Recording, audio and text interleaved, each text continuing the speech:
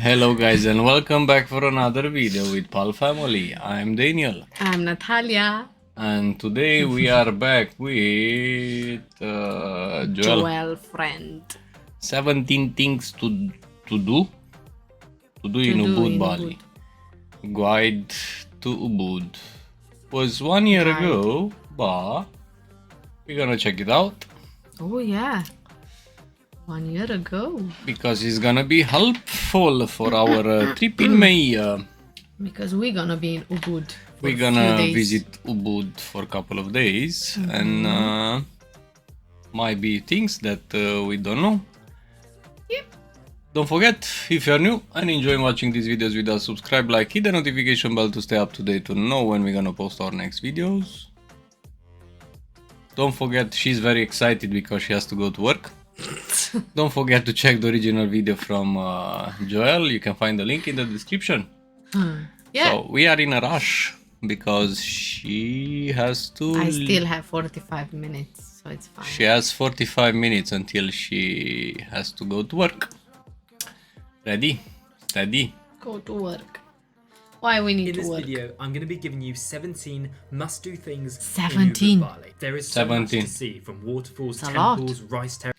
Get the list out. That's a lot. 4K. Terraces, food. UBUD is one of my favorite places in Bali, and it is located in the center of the island, among the rainforest, with so much to do in and around UBUD. I spent a month exploring this area of Bali, and honestly, I would go back for more. The best way to get around UBUD is definitely by scooter, and you can do this by renting it from most hotels or hostels. I still didn't understand well the thingy with the international driving. Yeah, some of you guys said that you need to apply for something here in UK, like to write something and they're gonna give you a letter, very simple. Some of you said that you don't need anything, it's fine. So we're gonna need or not? I think that we're gonna need. I don't think so you need, because loads of them, they were saying this is an important thing. They no? vary in cost, but they usually cost between 60,000 and 80,000 a day. Remember to bargain, and if you're getting it for a long period of time, you can get a good deal. How much is for day? 5 for you. Remember to bargain, and if you're getting it for $5.35. $5. Write it down. Write a long down period what? of time, you can get a good deal. Let's start with number 1, and that is Suwat Waterfall. This waterfall is probably one you haven't heard of, but honestly, it's a must go to. No, it is absolutely beautiful, and there are actually 2 jump spots. So if you feel like a bit of an adrenaline junkie, then you can do flips, jumps into the water. Okay. You can even jump through. What? For you. For me? Yeah. For us? The waterfall is about a 30-minute drive from the centre of UBUD, and it costs 15,000 rupiah for the entrance fee. Okay. Number 2, and this is one you probably have heard of, and it is the Monkey Forest. It's on the list. It's been done so well, and it is such a cool environment. There are over 1,000 monkeys split into 6 different groups.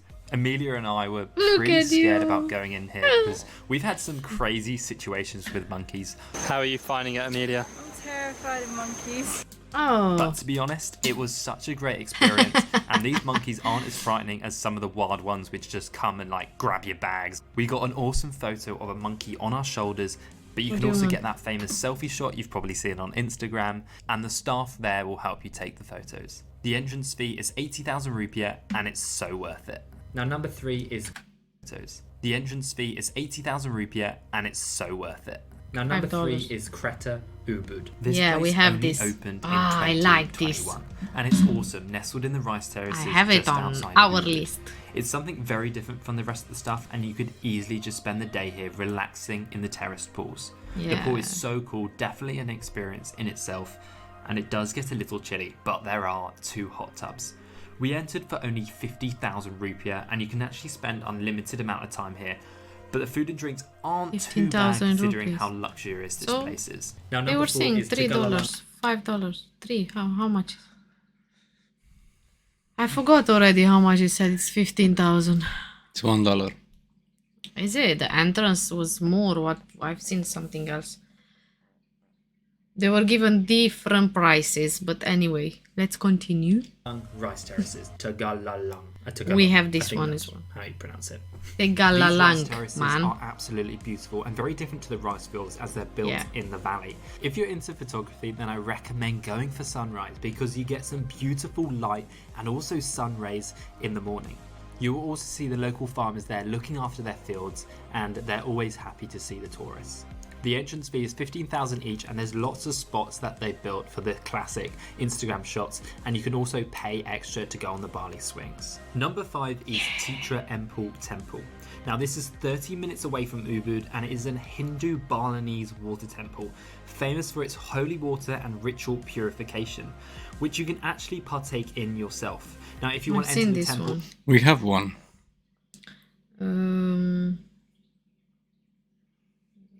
Yeah, something. Segara. Pura Segara.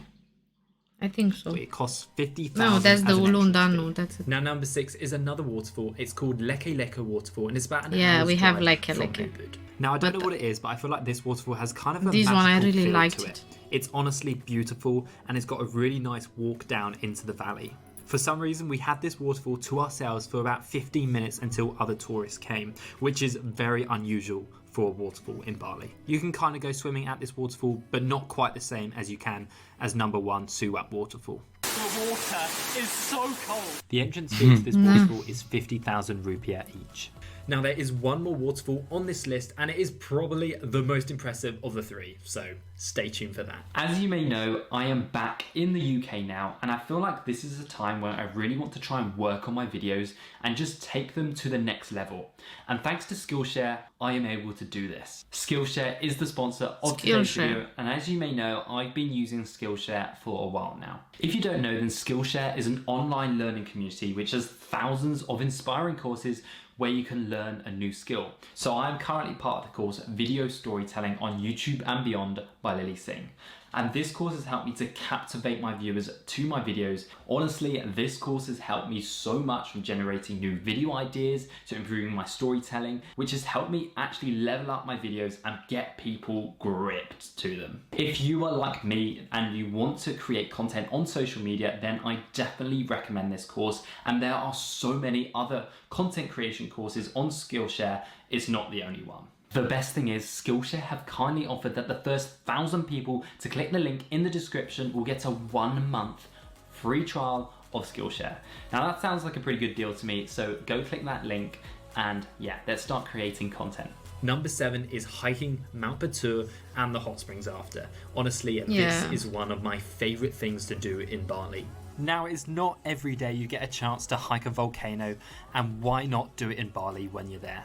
I've been to Bali 3 times, and it was only on my 3rd time that I did this hike because I thought it was going to be really touristy. And it was touristy, but it is so worth it. It's touristy for a reason. This You're above the clouds. Yeah, we hike had this is on our insane. list. As you'll see from these drone shots, it is beautiful. Now, I went on a guided tour, and it's pretty much the only way you can climb With the up drone, the huh? volcano. Seems But nice it's so on worth there. it. It's not too expensive, and I'll leave the guided tours down below. There's literally a link you can click. The hike up there is fairly challenging and is about a 2-hour walk, but it is so worth the views once you're up there. After the volcano, you can actually go to natural hot springs where the water is heated via the volcano, and this is included in one of the tours.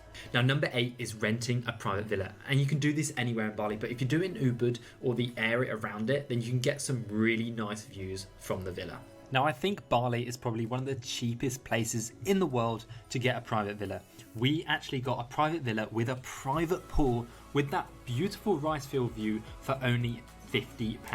Now, to get the best deals on these private villas, make sure you book well in advance, and if you book for a week or even a month, you normally get big discounts. Now, number 9 is exploring Ubud Center, the markets and the shops. There are so many different shops in Ubud, and it's a really We are still looking as well for Yeah, accommodation. we are still looking, but there are so many. So many, and we're getting so... Because I've been trying to contact few of them, and Some of them they're not answering. some of them they are not bothered to answer to my emails because I wanted to ask something before we go, but we're gonna Really see. artsy kind of place. So it's really nice just to walk around the different shops, go to the markets, and just get some really good deals. If you are going into the shops, make sure you bargain because you can get some really, really good deals. Now, if you're in the market, make sure you try some of the local fruit, like dragon fruit, snake skin, durian. If you're having durian, don't bring it into your hotel room because it absolutely stinks. Now, it is obviously free to walk around the centre, so if you're on a budget, it's a good thing to do. Number 10 is something I've done a lot, and it's the Kampung Ridge Walk. An easy walk escaping the hustle and bustle I've heard near the about centre this of before, Ubud, yeah. We've seen where it. you can walk They on a said that ridge between there are two too rivers many. with rice fields around, and also enjoy an amazing drink at one of the many cafes. This place is famous for its 2 palm trees on Instagram. You may have seen it. There are too many also trees a couple now. of rice field walks you can do not far from Ubud, which are a lot quieter than the Ridge Walk. Number 11 is trying the warungs and the restaurants. There are so many restaurants in Ubud, and honestly, the food is amazing. Now, if you haven't been to Bali, you probably don't know what a warung I'm gonna let you know. is, but it's basically a family-owned shop. Now, there is a whole range of Indonesian food, and you can literally choose what you want. Now, Bali is known for all its quirky, cool restaurants and cafes, and there are loads in Ubud too, which you can try. There's even a raw vegan restaurant, which you should try if you want to try something different. You gotta try the raw vegan pizza. Number 12, and you can either do this for a day trip or a couple of days, and that is going to Sidaman. It's a very quiet region, not too far from Ubud, but it's so peaceful. You can rent some really nice villas called Hideout Bali, and honestly, they're insane. Compared to Ubud, I've seen that one. it's a really laid back, kind of chilled vibe. So if you want to escape the hustle and bustle of remember? Ubud, I definitely recommend checking Remember what? That chilled house. vibe. So if you want to It's escape the hustle and accommodation. bustle of Ubud, I definitely recommend checking out Sidaman. You also get insane views of the volcano and some really cool hikes around there through the rice fields. So if you wanted some peace, go check it out.